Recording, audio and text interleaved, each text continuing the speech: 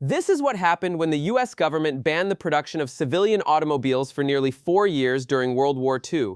The last civilian car rolled off American assembly lines on February 22, 1942, which meant that for the next 3.5 years, 29 million car-owning households had to make do with whatever was already sitting in their driveways. When I say make do, I mean cars held together with wire and hope, tires worn completely smooth, engines that rattled like a bag of bolts. This wasn't just an inconvenience, though. It was a complete transformation of American life that happened almost overnight, and the numbers tell a story that most people today have no idea about.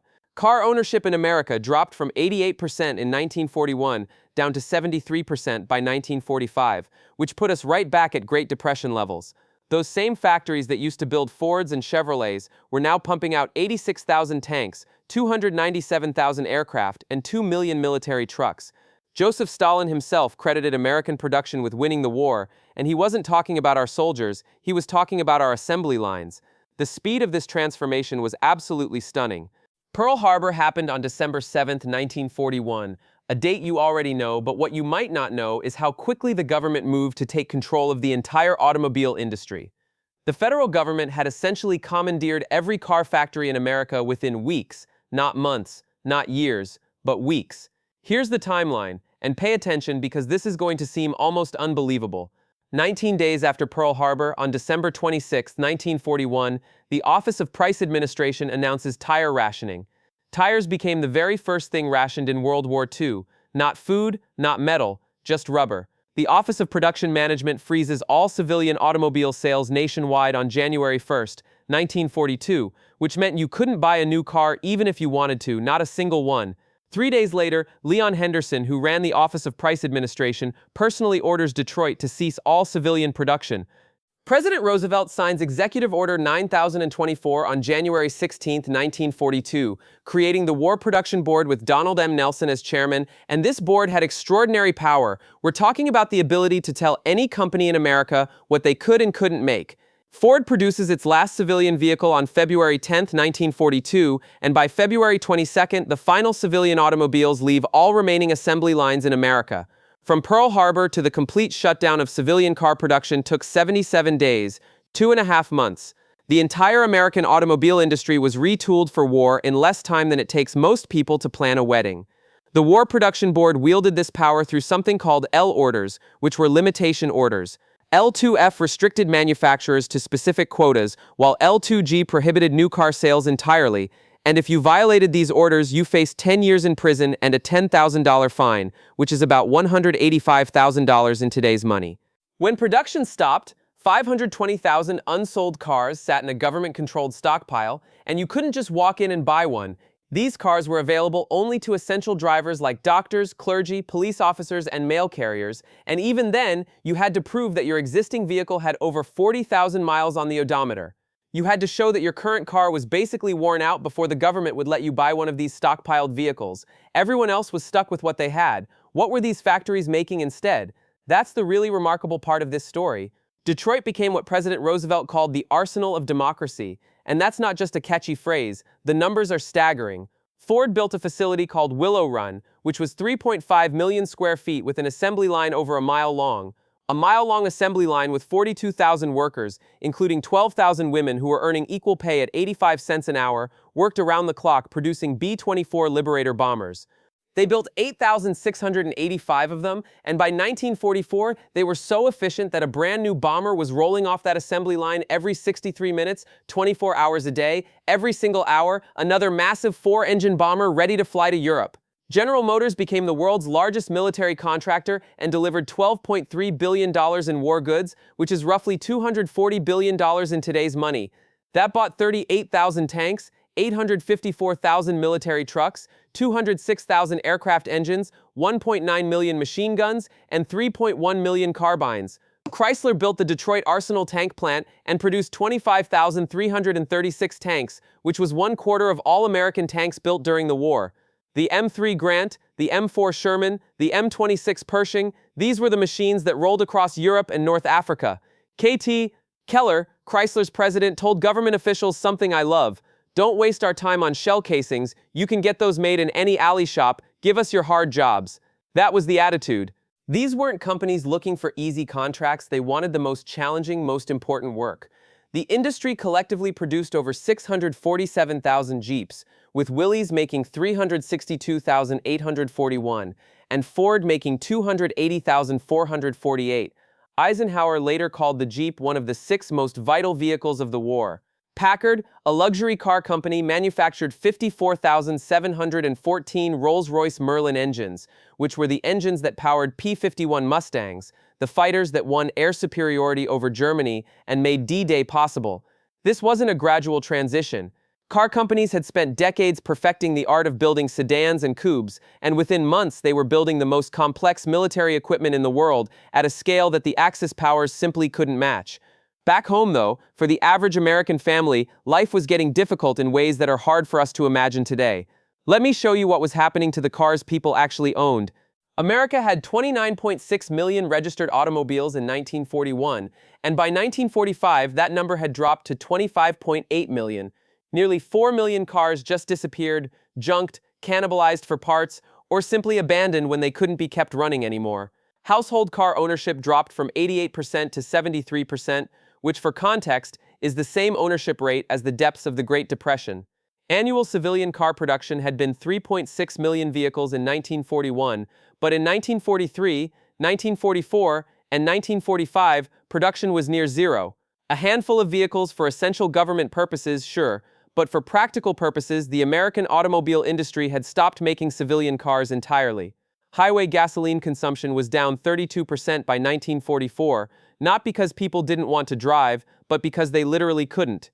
The biggest problem, and this is central to understanding what people went through, was tires. Japan had seized Southeast Asia, which meant they'd cut off 90% of America's rubber supply, 90%, and almost overnight, rubber became more valuable than gold. Starting January 5, 1942, Americans could keep only 5 tires per car, 4 plus 1 spare, and all extras had to be turned into the government. If you needed a replacement tire, you had to go before a local rationing board and convince them you deserved one. Let me give you some statistics that show how bad this got. A Utah Highway Patrol survey found that 46% of cars driven by war workers had at least one tire worn completely smooth, not low tread, completely bald, and 11% had 3 bald tires. People were driving on tires that were literally just rubber and cord, waiting for the inevitable blowout. Factory security guards would patrol employee parking lots, dragging magnets through the gravel to collect stray nails, and one guard at a Cessna plant estimated he prevented 700 flat tires this way. 700. That's how desperate people were to preserve their tires. Gasoline rationing started regionally in May 1942 and went nationwide on December 1, 1942. Most Americans got an A sticker, a black sticker for their windshield that meant they were entitled to 3 to 4 gallons per week, and at the average fuel economy of the time, about 18 miles per gallon, that meant you could drive maybe 72 miles a week. That's it. War workers got a B sticker in green, which gave them 8 gallons weekly, while essential occupations like doctors, clergy, and farmers got C stickers in red, which meant unlimited gasoline. The X sticker for government VIPs also meant unlimited gas, and this became controversial when members of Congress gave themselves X stickers while their constituents were limited to a few gallons a week. The government also imposed what they called the victory speed limit, 35 miles per hour nationwide, and you might think this was about saving gasoline, but it wasn't. It was about saving rubber. Studies showed that tires lasted 4 times longer at 35 miles per hour than at 65 miles per hour. Utah saw a 35% decrease in accidents and nearly 50% fewer fatalities despite having 5% more vehicles on the roads, though of course rural drivers largely ignored the speed limit, but in cities and suburbs it was enforced pretty strictly. You've got aging cars, bald tires, minimal gasoline, and a 35 miles per hour speed limit. What did this actually look like on the ground? This is where the story gets really interesting, because Americans are nothing if not creative when faced with a challenge. Grumman Aircraft, the company that built Navy fighter planes, held what they called an ugly car contest to celebrate the worst vehicles that were still somehow running. Robert Roxborough won with a 1940 Chevrolet, and now a 1940 car shouldn't be that bad, right? It's only 2 years old, except this particular Chevy had been in what they described as a nearly fatal tangle with a Long Island bus. All the sheet metal forward of the windshield was completely ripped away, the engine and radiator were just sitting there exposed between 2 balding tires, and this car was still being driven to work every single day. Second place went to Harold Boyd and his 1927 Chevy, and a 15-year-old car in 1942 was already ancient. This one had clearly seen better days. My favorite story, though, is about Bell aircraft workers James Anderson and Albert Guimarães, who drove a 1918 Model T to work. A 1918 Model T in 1942 is a 24-year-old car from World War I. It had a kerosene lamp for a taillight, not an electric taillight, a literal kerosene lamp. These guys drove this Model T from Atlanta to Marietta, Georgia for work, and here's their assessment. Made it to Marietta in 3 breakdowns and made it back to Atlanta in 2. It's not a case of our wearing the jalopy out, it's a case of the jalopy wearing us out. They offered $2.50 per week to anyone willing to ride along with them, and no one took them up on it.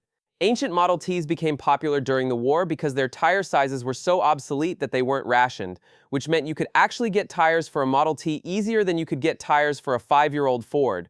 Donald Ladd of Goodyear drove a 1923 Model T that he called the Vibrator, and he bought it for $10 from someone who preferred that the machine not go into the junk pile. He said it never let him down, even in sub-zero Ohio temperatures. Car dealerships during all this faced a unique problem. Reed Brothers Dodge in Rockville, Maryland had virtually no new cars to sell for 3.5 years. And how do you run a car dealership with no cars? They converted their showroom to sell GE washing machines and Westinghouse radios, expanded their repair department, and when skilled mechanics got drafted into the military, they had salesmen put on coveralls and learn to fix cars. A lot of dealerships didn't make it, they just went bankrupt. The repair business, though, that was booming, and tire recapping became a massive industry, growing 500% between 1942 and 1944. The recapping process involved buffing off the worn tread, repairing any damage to the tire carcass, applying new rubber compound, and curing it under heat for 3.5 hours, and you couldn't just walk in and get your tires recapped, you needed approval from your local rationing board for that too. Everything required permission, everything required paperwork, and everything was in short supply. Which brings us to an inevitable consequence, the black market. When you create scarcity, you create opportunity for criminals, and during World War II, that black market was massive. An estimated 2.5 million gallons of gasoline per day were sold illegally, and roughly 5% of all rationed gas in the entire country was changing hands on the black market. Criminals stole ration coupons worth 20 million gallons of gasoline in Washington, D.C. alone, just in one city. Organized crime saw an opportunity and entered the scene in a big way, stealing coupons directly from Office of Price Administration offices, counterfeiting ration books, and hijacking delivery trucks. Black market tire prices reached $50, which was 5 times the regulated price for a new tire. A man in Detroit was arrested selling 400 gasoline ration coupons for $57.50. And in Philadelphia, a federal grand jury considered indicting 100 people in a single tire ring bust. The OPA tried to crack down, and between 1941 and 1947, they imposed 259,966 sanctions.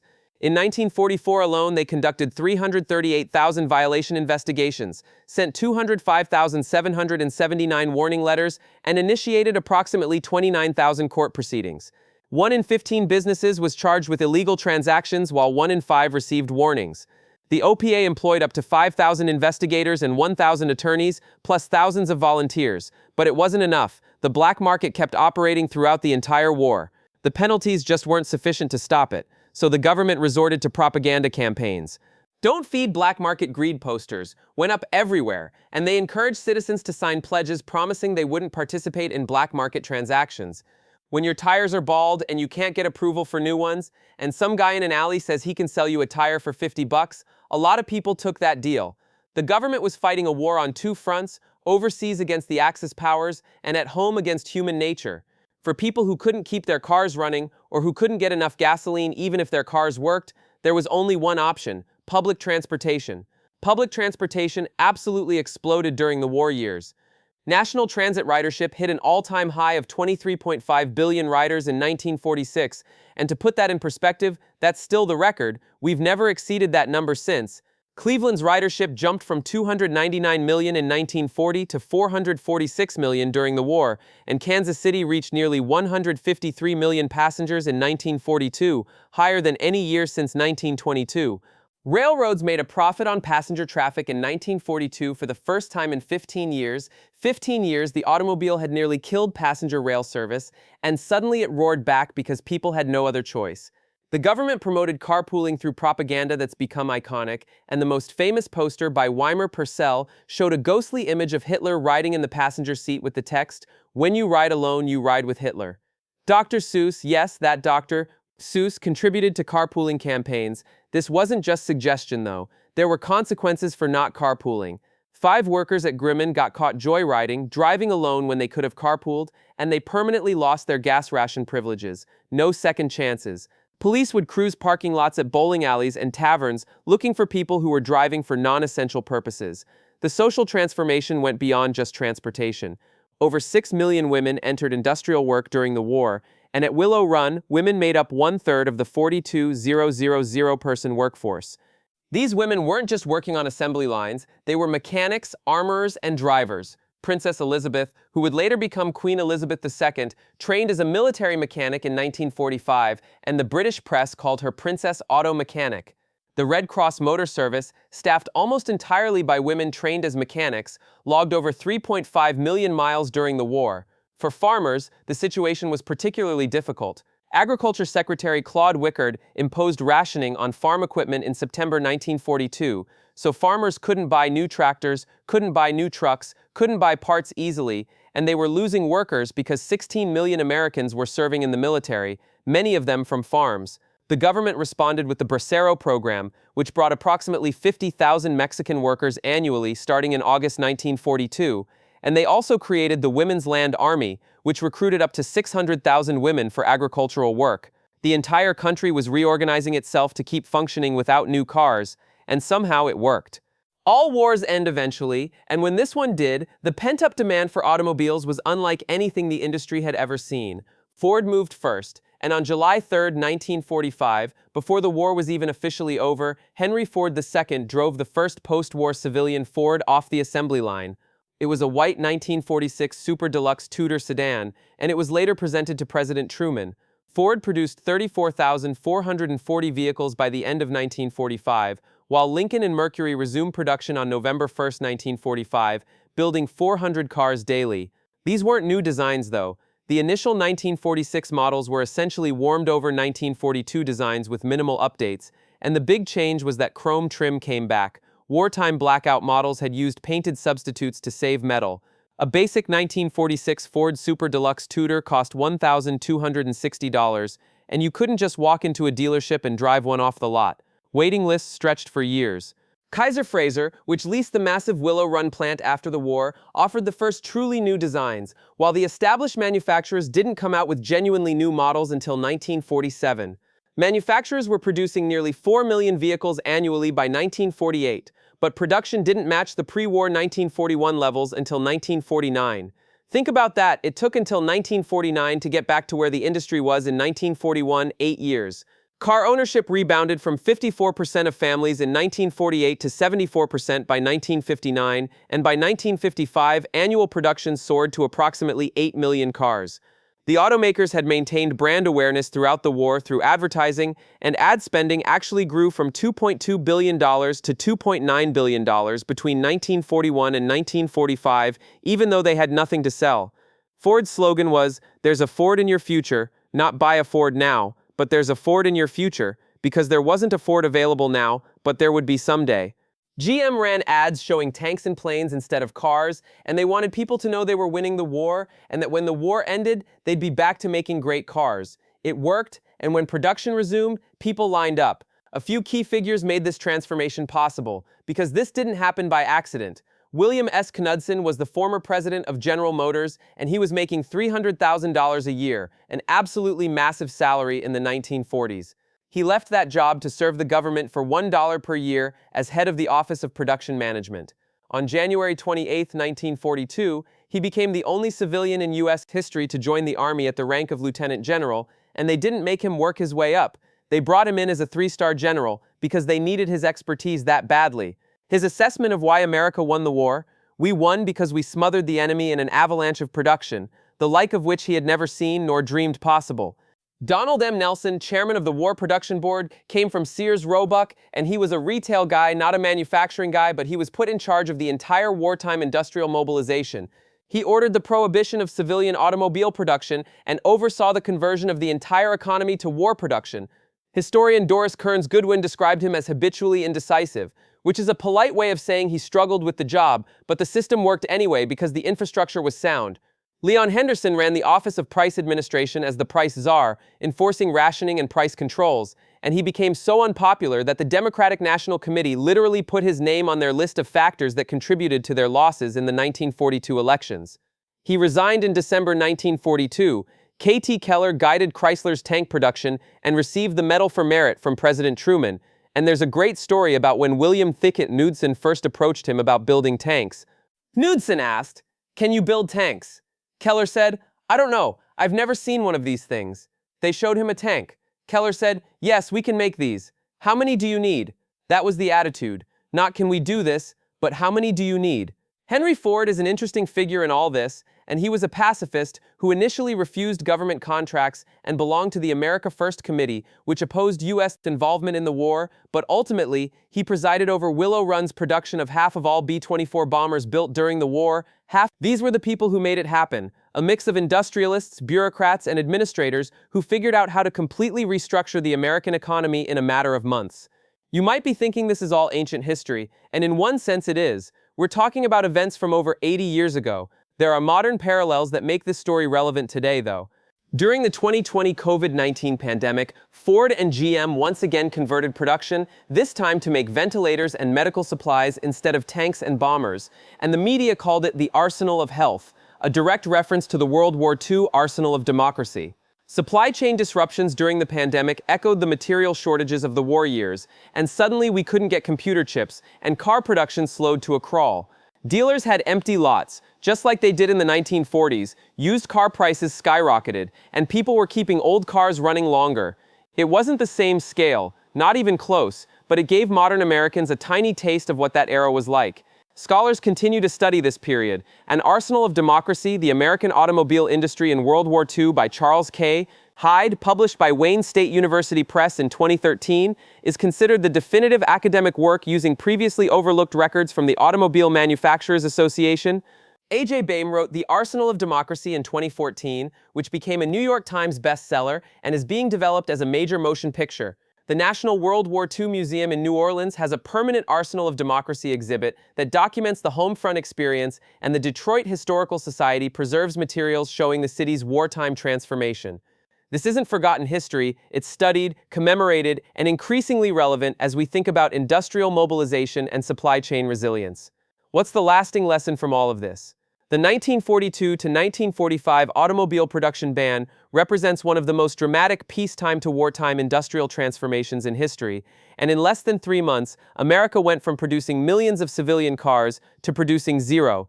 The factories that had been building those cars retooled to produce $185 billion worth of war materials. That's the total from the War Production Board, roughly equivalent to $3.6 trillion today. Americans didn't just endure rationing and restrictions, they adapted, they carpooled, they kept ancient cars running with baling wire and determination, they rode buses and trains, they dragged magnets through parking lots to save tires. While they were doing all that, those factories produced the weapons that won the war. Joseph Stalin, at the 1943 Tehran Conference, told Roosevelt and Churchill, without American production, the Allies could never have won the war, and he wasn't being diplomatic, he was stating a fact. American industrial capacity, centered in Detroit, turned the tide. After the war, the explosion in car ownership reshaped America completely, and the interstate highway system, suburban sprawl, car culture, drive-in movies, fast food restaurants, all of that came from the post-war automotive boom. That boom only happened because of the pent-up demand created by 4 years of prohibition. Car ownership went from 73% in 1945 to 74% by 1959, and kept climbing from there, and America became a car-dependent society in large part because Americans had been forced to go without cars for 4 years and were determined never to be in that position again. The real lesson isn't about cars, though. It's about what happens when government, industry, and citizens align around a common purpose. America restructured its entire automobile industry in 77 days, and in 4 years, that industry produced the material that won the largest war in human history. Citizens accepted extraordinary restrictions on their daily lives, restrictions that would be unthinkable today because they understood the stakes. Could we do that again? That's the question scholars and policymakers ask when they study this period. Could modern America mobilize that quickly? Could we accept those kinds of sacrifices? Could we convert our economy with that kind of speed and totality? I don't know the answer, but I know that we did it once. Every time you see a restored 1941 Ford or Chevy, remember, that might have been someone's daily driver through the entire war. It might have been kept running with recapped tires and rationed gasoline, driven to a factory job at 35 miles per hour, parked in a lot where security guards dragged magnets looking for nails. Those old cars aren't just collectibles, they're survivors, just like the people who drove them. Thanks for watching.